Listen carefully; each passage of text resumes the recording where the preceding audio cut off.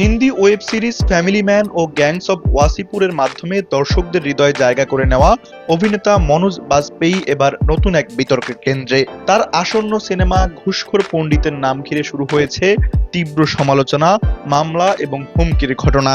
চলতি বছরের শুরুতে সিনেমাটির নাম ঘোষণার পর ভারতের উত্তরপ্রদেশের লখনউয়ে পরিচালক নীরজ পান্ডে ও নির্মাতাদের বিরুদ্ধে এফআইআর দায়ের করা হয়।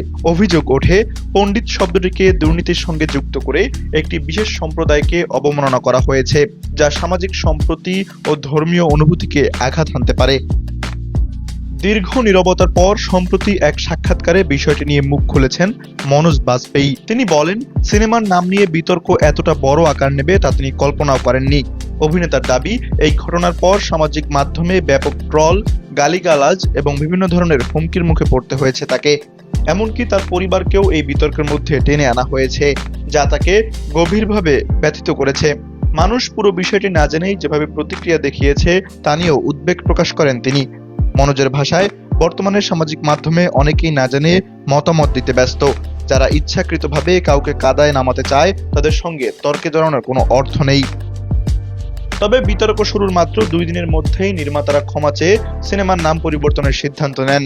এ বিষয়ে মনোজ বাজপেয়ী বলেন, ব্যক্তিগতভাবে তার কাছে নাম পরিবর্তন খুব বড় কোনো বিষয় নয়।